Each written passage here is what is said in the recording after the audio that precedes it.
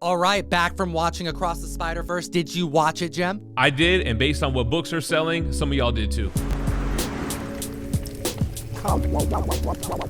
Back at the table to discuss the hottest books in the world, some of which were trending so hard weeks ago they graduated to this list this week. Hit the like and subscribe, and Jem is going to hit you at number 10. Coming in at number 10, we have one of those trending books that made it to the Hot 10, Nick Fury Goodness with Agents of S.H.I.E.L.D. issue number 1. 1968, Jim Steranko Goodness, leveraging his unique art style, incorporating surrealism and psychedelics into comic book storytelling. We have multiple grade points up over the recent 12-month average, and a show that's going to be headlining Nick Fury, Samuel L. Jackson in coming weeks. Secret Invasion drops on June 21st. It's the next MCU project. I recently read the omnibus to get myself mentally prepared for what they could do in this series, and we've got those multiple grade points that Tom mentioned, starting with a CGC 7.5 that's trending up over the last 12 months. It sold for $180, putting it 3% up, the 9.0 up 13%, and then you have the 9.8 that sold for $3,399,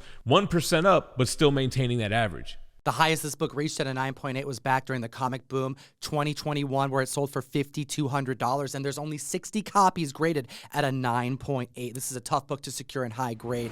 And if you want to get your Nick Fury fix, there was a recent issue number 1 by Al Ewing you have to pick up. This came out at the end of May. It's a one-shot, not an ongoing, so I recommend you pick it up, and it tells stories of the different Nick Furies in Marvel lore. Moving on to number 9 on the list, we have Batman 251, a classic Neal Adams cover, which doesn't need any outside media to become a key or make its way onto the Hot 10. You can find books like this by artist category over on Key Collector, or even by character. I encourage the community to download the best comic app in existence, Key Collector Comics, available for both Androids and iPhones. Use code TOM101 to unlock a free 2-week subscription and support the show. Now, this is a key because this is the moment that many look at as the revitalization of Joker as a character, moving on from the kind of comedic relief as a villain to a more homicidal maniac, villain to be feared, not laughed at. And when you think about this slate that's coming, yes, Joker 2 is on its way, but James Gunn dabbling in the DCU means that there's a good chance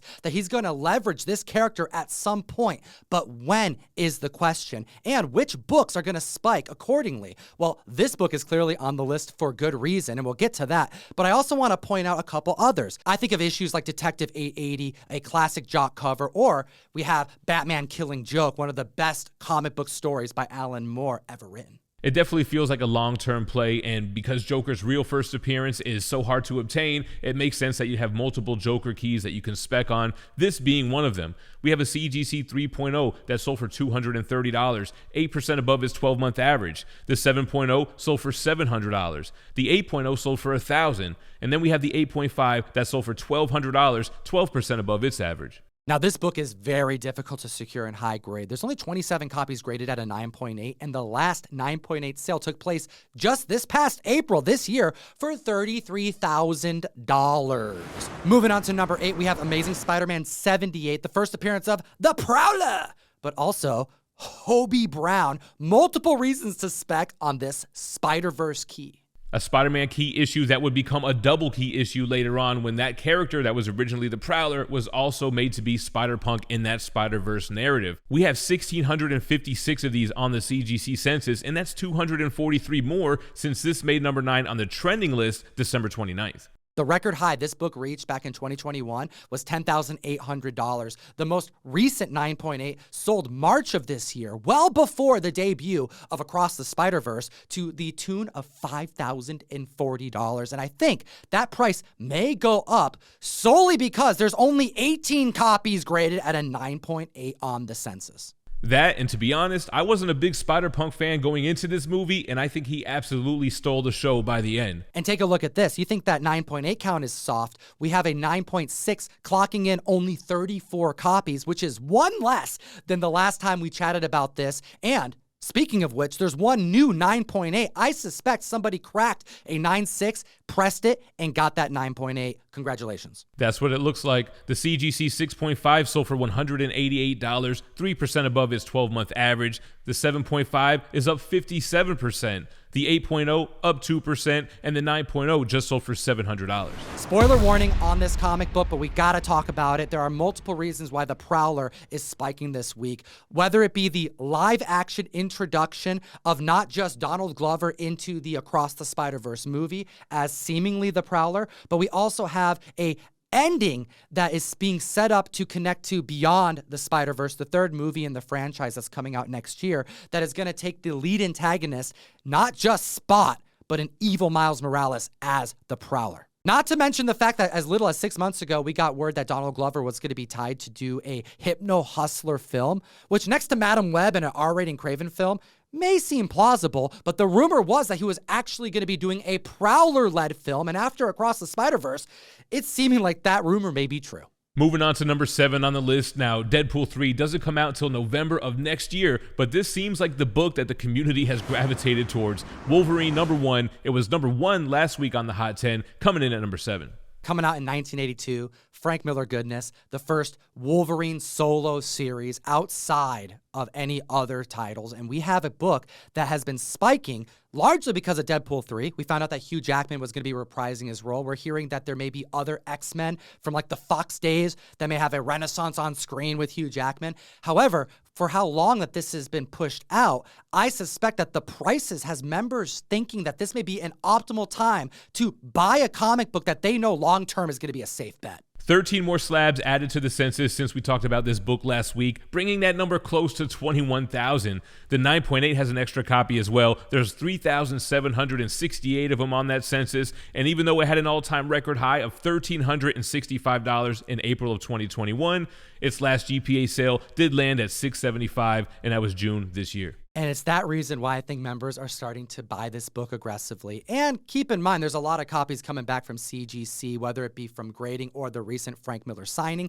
The 7.0 you can get for under $100, sold for $86 this past week for an increase of 4%. The 8.0 is up 8%. The 9.0 is up 5%, and the 9.2 up 3%. And then we have the 9.4 that sold for $200, 4% above its 12-month average. And like I mentioned, November of next year, still a lot of time to pick up this very affordable key. And moving on to number 6 on the list with Star Wars Heir to the Empire issue number 1. The first appearance of Grand Admiral Thrawn Ahsoka Tano leading her own series so soon has so many members buying this book now, largely because it is down so much. The calm before the storm. Possibly, because I think that the value of this comic book is going to heavily depend on how much Grand Admiral Thrawn is even utilized in the series. This is definitely another one of those long-term plays, but it's making its way on the Hot 10 because it's consistently having sales performing above that 12-month average, starting with the 9.0, which sold for $150, putting it 7% up. The 9.2 is up 11%, and the 9.6 sold for $425, 20% higher. Let's take a look at the newsstands, because they're selling aggressively, and they're selling for more than I think they should. $252 for a 9.0 is an increase of, yes, 42% when you compare it over the last 12 months. But an increase of $100 to a direct market 9.0? That doesn't seem right to me. And then we have a 9.6 selling for $750, near $300 more than the direct market counterpart. That's an increase of 22%. And I could be convinced kind of that a 9.6 of this book should be worth more than the standard direct market copy, but the newsstand bump has been reserved for the highest of grades, 9.8 for comic history, except for now, during a down adjusted market.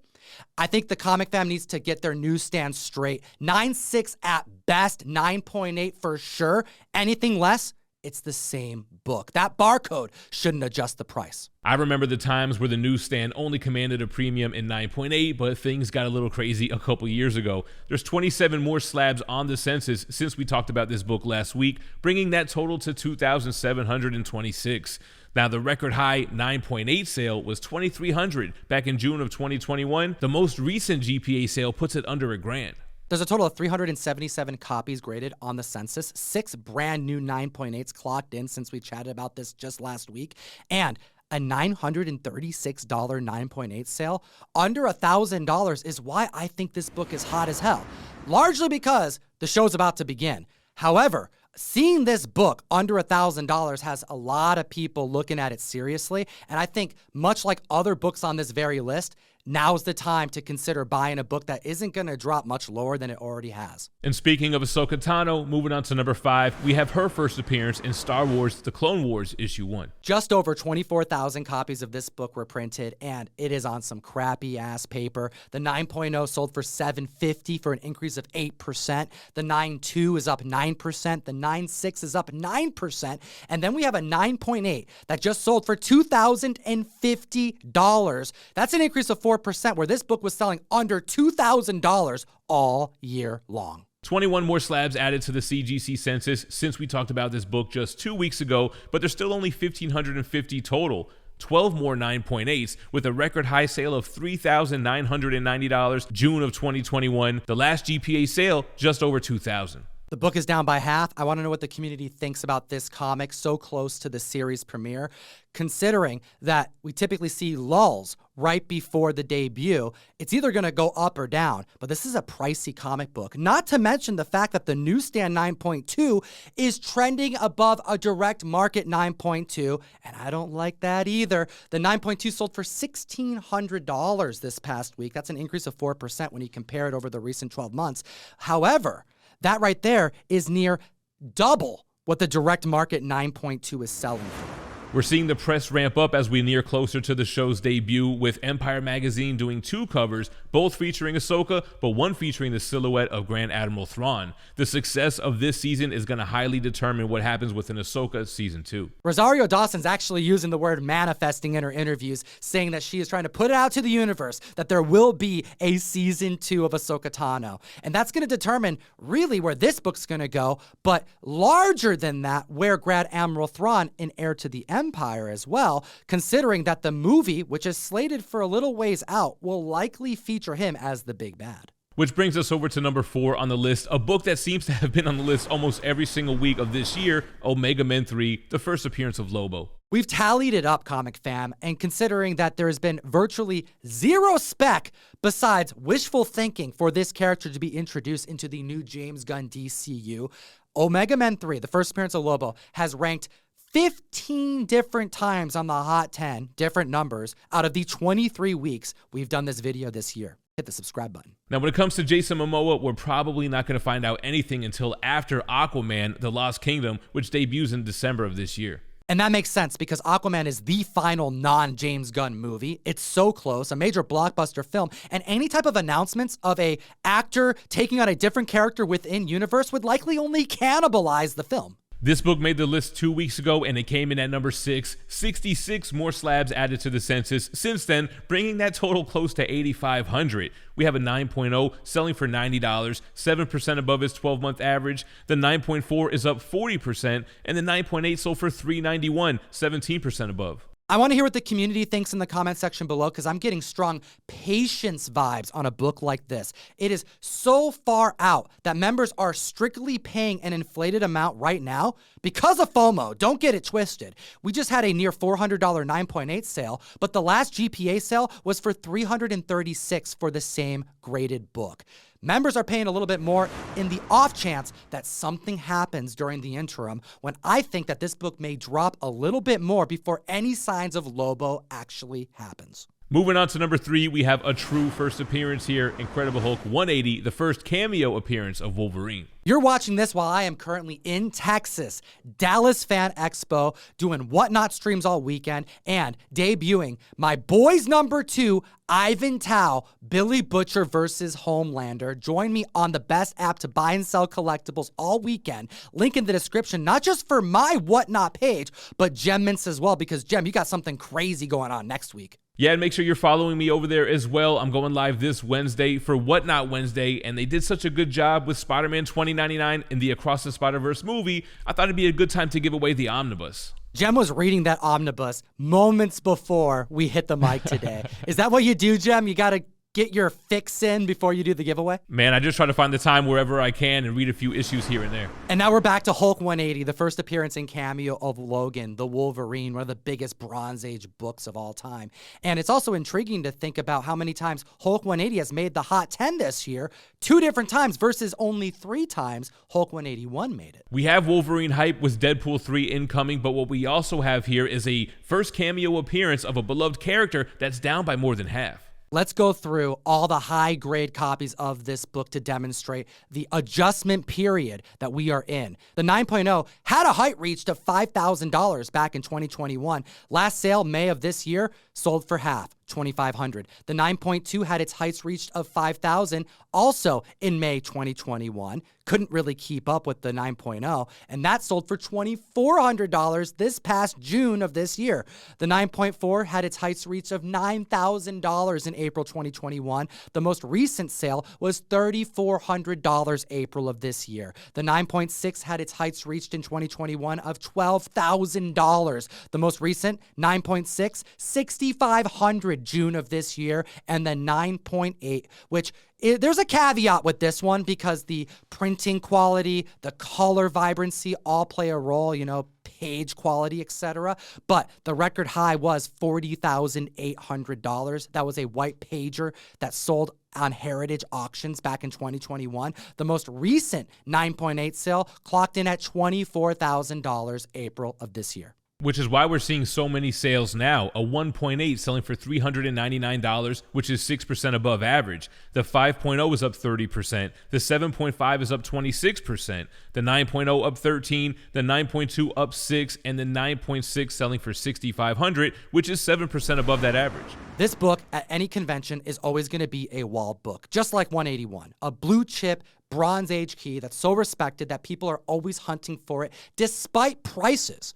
However, seeing the books down so much, I suspect have members looking at it very seriously for possibly long-term investment. We know the X-Men are going to be incorporated to the MCU eventually, but how soon is still the question. And when this book is selling for 50% lower than it has in 3 years, it makes sense why it's trending so far up on our list this week. Bringing us to number 2 on the list, another one that's coming over from the trending list, we have Rom, issue number 1, the first appearance of Rom, an affordable key issue in 9.8 that Marvel happens to just be publishing a facsimile edition and an omnibus. And how did they not call it the Romnibus? I mean, they did it for the Marvel Zomnibus, Venomnibus. Come on, man. Going from the trending to the Hot 10 to number 2 on the Hot 10 seems almost preposterous, but when you look at the numbers, it's going to make sense because much like other books on this list, the prices are only going to adjust so much. And with this new Marvel news, I think people are looking at the prices. They freaking love Rom, and they're deciding to buy now because why not? It's not going to drop much more than it already has. The 9.2 you can pick up for $64, and that's an increase of 19%. The 9.4 is up 25%. The 9.6, which, by the way, had 6 different sales this past week, all outperformed the recent 12 months, is up 42%. And the 9.8 just clocked in a $310 sale for an increase of 27%. 8 9.8s outsold the 12-month average. And when you consider a $300 cost on a book that came out in 1979, realistically, how much will this book ever drop to before it just gets bought out by every member of the community? When you think about there only being 568 copies in total graded at a 9.8. And the last sale in the 9.8 was just $280. The newsstand isn't even much further out of reach. We had a $400 sale, which is still 12% above its 12-month average. Subscribe. Like the video. We need your support, Comic Fam. And the number 1 hottest book in the world is an ASM homage to AF-15, a major symbiote key. In fact, it's the first time we ever saw Peter Parker don the black costume.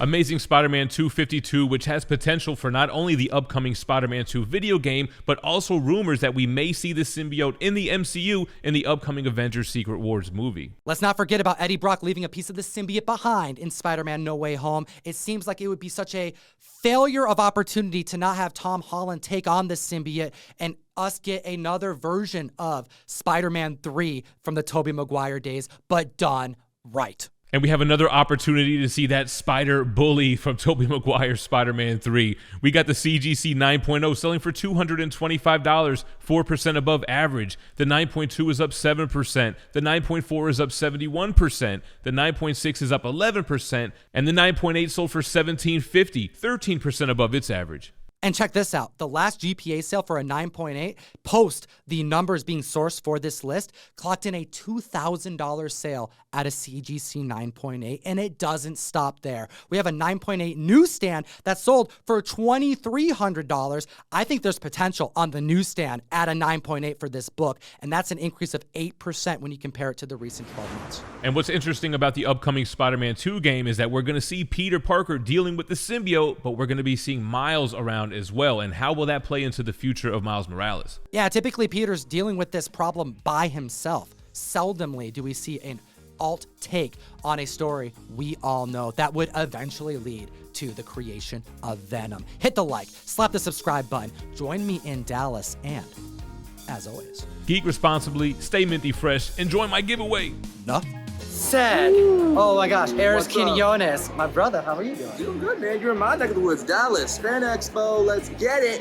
Whatnot tomorrow, well today, all weekend actually. Weekend. We have other videos for you to check out, but more importantly, join us over on Whatnot. Eris has just officially joined up. First stream today, bro.